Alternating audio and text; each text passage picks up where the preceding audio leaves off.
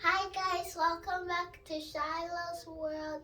Today I'm going to show you how to pack if you're going to travel, because I'm going to travel to my cousin's house in London. First, I'm going to start with my top. All nice and neat.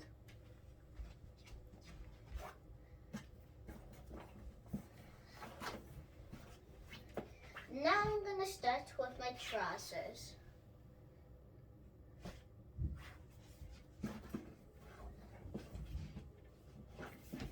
And I'm going to put my pants and my vest together.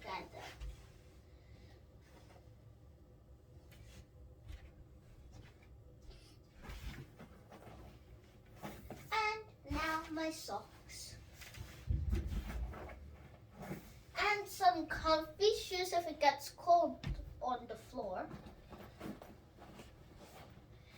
And a mask.